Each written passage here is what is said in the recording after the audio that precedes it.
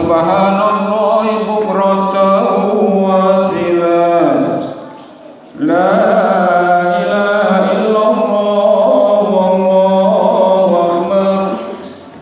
Allahu akbar walillahil hamd. Alhamdulillahil azizil ghafur alladzi ja'ala fil islamil hanifi wan nur alladzi ja'ala fil islamil hanifil huda wan nur. Asyhadu an la ilaha illallah wahdahu la syarika lah wa asyhadu anna Muhammadan abduhu wa rasuluhu la nabiyya ba'dah. Allahumma shalli wa sallim ala nabiyyina Muhammad wa ala alihi wa sahbihi ajma'in. Ayyuhal hadirun ittaqullaha haqqa tuqatih wa la tamutunna illa wa antum muslimun. Qala Allah ta'ala fi kitabihil azim. A'udzu billahi minasy syaithanir rajim. Fihi ayatun bayyinatun maqamu Ibrahim wa man dakhalahu kana amina walillahi 'alan nasi hijjul baiti man istata'a ilaihi sabila wa man kafara fa inna Allaha ghaniyyun 'anil 'alamin. Wa qala Allah ta'ala aidan, a'udzu billahi minasy syaithanir rajim. Bismillahirrahmanirrahim. Inna a'tainakal kautsar fasholli li rabbika wanhar. Inna syani'aka huwal abtar. Wa qala Rasulullah sallallahu alaihi wa alihi wasallam. Bismillahirrahmanirrahim. Buniyal Islamu ala khamsin.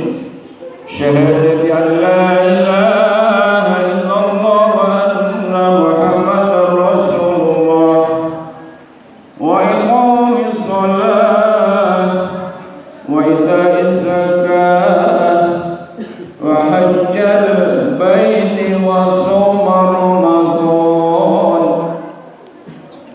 Hadirin saudaraku jamaah salat Idul Adha yang dirahmati Allah Subhanahu wa taala. Segala puji bagi Allah yang Maha Kuasa atas segala sesuatu, juga Maha Pengampun terhadap hamba-hambanya. Segala puji bagi Allah juga yang telah mengumpulkan kita di dalam Islam, jalan yang lurus, hanifil huda wa nur, dan jalan yang menuju pada terang benderang, kenyamanan, keamanan, dan keselamatan untuk kita semuanya. Salawat dan salam Allah selalu curahkan kepada baginda yang mulia Sayyidina Muhammad sallallahu alaihi wasallam, juga kepada keluarganya, para sahabatnya, juga kepada seluruh pengikutnya, penerusnya, sejak pengikut beliau yang awal hingga pengikut beliau yang paling akhir nanti. Hadirin saudaraku sekalian yang dirahmati Allah Subhanahu wa taala. Senantiasalah kita semua untuk selalu berusaha menetapi takwa kita kepada Allah Subhanahu wa taala dengan melaksanakan perintah-perintahnya dan menjauhi larangan-larangannya. Hadirin saudaraku sekalian yang dirahmati Allah Subhanahu wa taala. Alhamdulillah, segala puji bagi Allah Subhanahu wa taala bahwa pada pagi hari ini kita semuanya sudah dihadirkan oleh Allah Subhanahu wa taala di hari raya. Ada yang menyebutnya dengan hari raya haji, ada juga yang menyebutnya dengan hari raya Kurban. Hadirin saudaraku sekalian yang dirahmati Allah Subhanahu wa taala, di awal tadi sudah saya sampaikan satu dari ayat yang merupakan ayat juga kabar dan perintah dari sisi Allah Subhanahu wa taala. Fihi ayatun bayyinatun maqamu Ibrahim. Jadi padanya terdapat tanda-tanda nyata di antara makam Ibrahim, ya, atau Ka'bah. Wa man dakhalahu, dan barang siapa memasuki tempat itu, kana aminan, maka mereka akan merasa aman, mendapatkan keamanan, mendapatkan keselamatan di dalamnya, mendapatkan perlindungan dari sisi Allah Subhanahu wa taala. Walillahi 'alan nasi hijjul baiti man istata'a ilaihi sabila. Dan Allah telah mewajibkan kepada manusia untuk mengerjakan ibadah haji bagi mereka yang sanggup melaksanakan perjalanan ke sana. Cuman sekarang hadirin saudara sekalian, untuk melaksanakan ke sana, satu di antaranya kita terkendala. Kita banyak yang sudah daftar, tapi masih banyak kita yang nunggu antrian sampai 10, 20, bahkan 30 tahun. Tapi bagaimanapun, mudah-mudahan kita termasuk yang diqadar oleh Allah Subhanahu wa taala untuk yang sanggup memenuhi panggilan itu. Amin ya rabbal alamin. Kemudian bagi orang-orang yang kufur terhadap nikmat yang Allah Subhanahu wa taala sampaikan tadi, Allah sampaikan di akhir ayat tadi, wa man kafara fa innallaha ghaniyyu 'anil 'alamin. Tapi barang siapa yang dia kufur, mengkufurinya, mengingkarinya terhadap perintah Allah itu, maka sesungguhnya Allah Maha Kaya di alam semesta ini. Saya ulangi sekali lagi hadirin saudara sekalian. Fihi ayatum bayyinatum maqamu Ibrahim. Ada terdapat tanda-tanda nyata.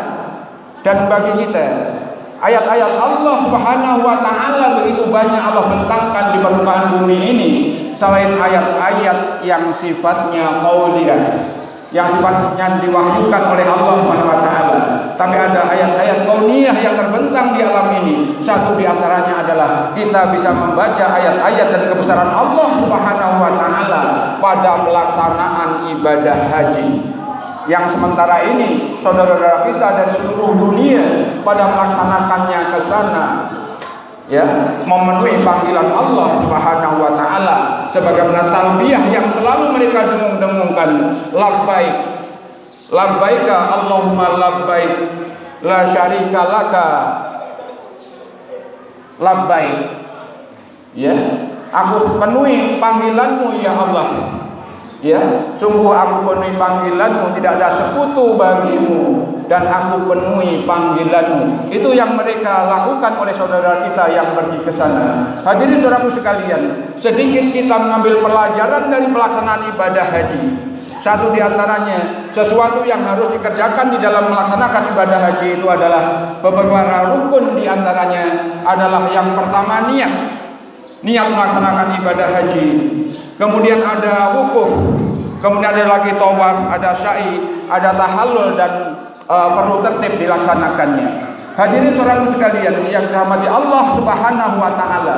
Jadi dari ini juga kita mampu mengambil pelajaran bahwa dari pelaksanaan ibadah haji, kita di dalam melaksanakan kehidupan kita ini, yang pertama, niat kita dalam mengerjakan sesuatu itu menempati tempat yang sangat pokok supaya kita tidak salah di dalam kita mengerjakannya. Sebagaimana di awal tadi saya sampaikan, mereka yang melaksanakan ibadah haji, labbaika Allahumma hajan, ya Allah aku penuhi panggilan engkau ya Allah. saya berniat untuk melaksanakan ibadah haji bagi mereka. Dan kita bisa mengambil pelajaran dari sini bahwa kita di dalam melaksanakan setiap kegiatan kita, bahwa niat kita tidak boleh lepas dari semata-mata karena kita mencari ridho Allah Subhanahu wa taala. Itu dari sisi niat. Kemudian yang kedua, hadirin saudaraku sekalian, kita bisa mengambil pelajaran dari wukuf yang dilaksanakan oleh para jemaah haji. Wukuf artinya beristirahat. Wukuf artinya membaca diri. Setelah mereka melaksanakan rutinitas ibadah haji, maka Allah kumpulkan mereka untuk berkumpul di padang Arafah. Mereka beristirahat di sana untuk merenungi diri, melihat diri, mengaca terhadap dirinya.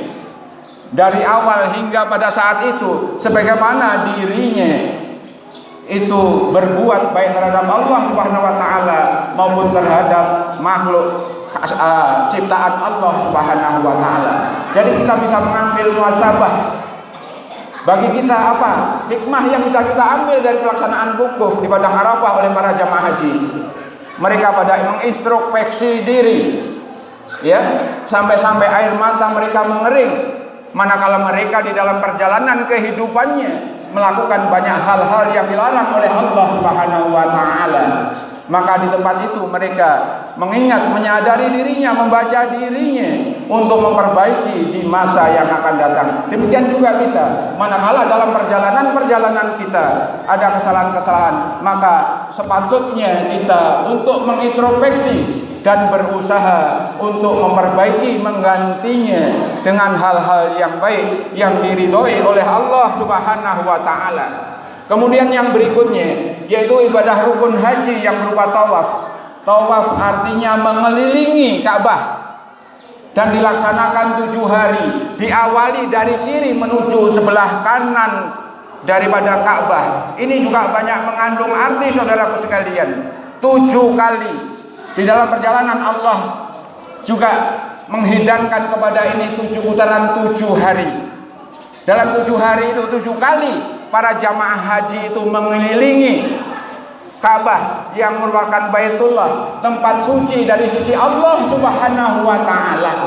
Maka kita hendaknya juga mengambil hikmah supaya kita bisa aman tadi, supaya kita bisa selamat tadi. Dalam 7 hari kita perjalanan kita, upayakan kita selalu mengelilingi dan jangan jauh-jauh dari masjid. Jangan jauh-jauh dari masjid. Kitari masjid. Tengok-tengok masjid. Manakala kita menginginkan keselamatan dan keamanan serta perlindungan dari sisi Allah Subhanahu wa taala. Ini yang bisa kita ambil satu di antaranya dari pelaksanaan tawaf yang dilaksanakan oleh para jamaah haji. Kemudian yang berikutnya yang juga merupakan rukun daripada rukun haji yaitu sa'i atau berlari-lari antara Bukit Safa dan Marwah, di mana di sana merupakan lahan yang sangat tandus. Secara logika manusia maka akan sulit menemukan air dan lain sebagainya. Ini dilaksanakan juga 7 kali. Bagaimana kita membaca sirah dan mendengarnya, bagaimana Siti Hajar dengan anak kekasihnya Ismail alaihissalam, mereka berusaha mundar-mandir ke sana kemari di tanah padang yang tandus untuk mendapatkan minum untuk anak kekasihnya si Ismail alaihissalam. Tidak putus asa, berlarian ke sana kemari untuk mencari karunia dari sisi Allah Subhanahu wa taala dengan keyakinan bahwa Allah menciptakan makhluknya, maka Allah Subhanahu wa taala juga akan menjaga keberadaan makhluknya.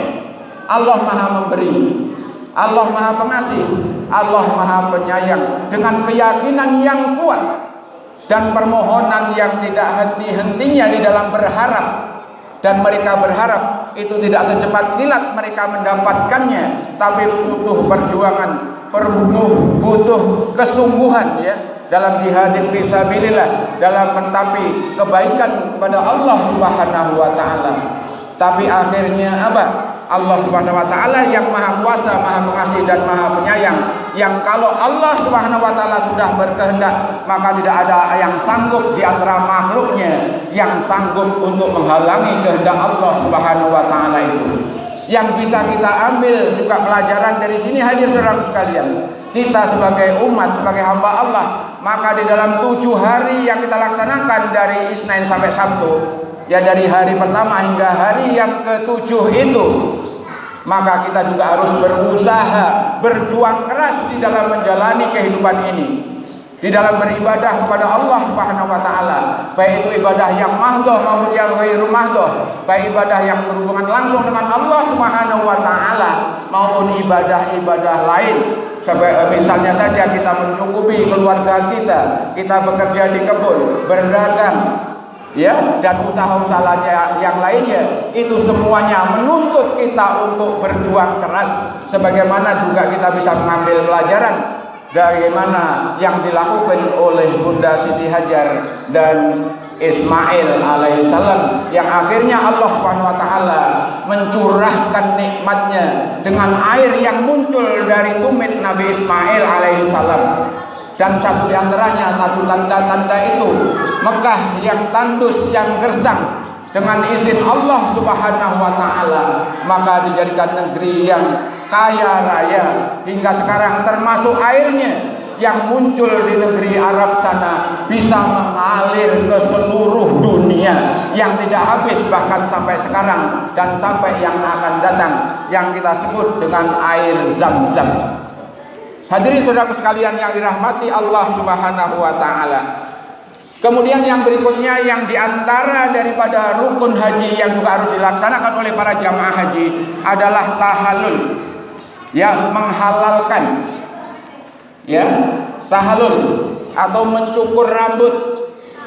Dan proses mencukur rambut ini dilaksanakan setelah beberapa sesuatu yang berupa larangan-larangan itu dilarang dikerjakan bagi orang-orang yang melaksanakan ibadah haji. Sebelum melaksanakan rukun-rukun haji, sebelum tiba masa tahallul, maka dilarang untuk memotong rambut, dilarang untuk memotong kuku dan lain sebagainya. Maka tiba pada pelaksanaannya, tiba saat melaksanakan tahallul, maka mereka melaksanakannya. Artinya apa? Membuang sesuatu yang tidak boleh dikerjakan oleh Allah Subhanahu wa taala dan menggantinya dengan sesuatu yang baru. Dipotong rambutnya yang lama, muncul rambut yang baru. Muncul rambut yang baru, buang perilaku yang lama yang tidak baik, yang dilarang oleh Allah Subhanahu wa taala. Kita ganti dengan perilaku baru yang baik, yang diridhoi oleh Allah Subhanahu wa taala. Itu satu di antaranya, manakala beberapa di antaranya kalau kita mengingat dari pelaksanaan, ada orang yang menyebutnya hari raya haji. Itu sedikit bisa hikmah yang bisa kita ambil dari pelaksanaan ibadah haji.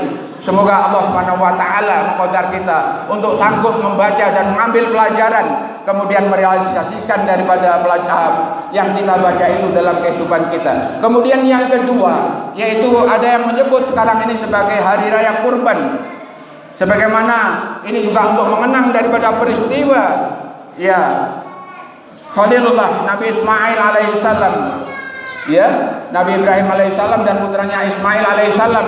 Bagaimana begitu cintanya Nabi Ibrahim kepada Nabi Ismail, tapi ada muncul perintah dari sisi Allah Subhanahu wa taala untuk menyembelih anaknya, ya, untuk menyembelih anak. Tapi keyakinan bahwa Allah Subhanahu wa taala memerintahkan sesuatu kepada hambanya, maka itu akan menjadi baiklah bagi hambanya. Allah tidak akan mungkin memerintahkan sesuatu manakala sesuatu itu tidak mendatangkan kebaikan.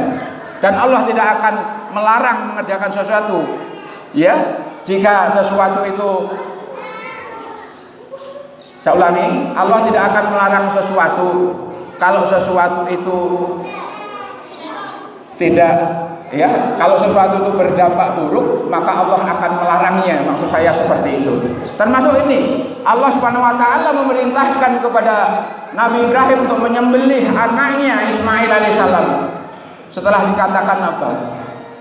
Keimanan yang tumbuh, yang kuat, yang kokoh, yang juga terbentuk pada diri Ismail alaihissalam. Maka jawaban beliau apa? Ya Allah, seandainya itu juga perintah dari Allah Subhanahu wa taala yang Maha Esa, maka laksanakanlah itu dan doakan aku ya Allah, ya Abi, semoga aku menjadi orang-orang yang sabar.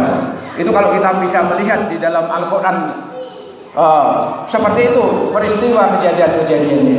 Untuk itu hadirin saudaraku sekalian, untuk mengenang itu tadi di awal saya sampaikan di dalam Al-Quran surah Al-Kautsar, inna a'tainakal kautsar fasholli li rabbika wanhar inna syani'aka wal abtar. Sungguh Allah telah memberikan nikmat yang banyak kepada kalian semua. Fasholli li rabbik, oleh karena itu kalian semua padalah sholat karena Rabb engkau Allah Subhanahu wa taala.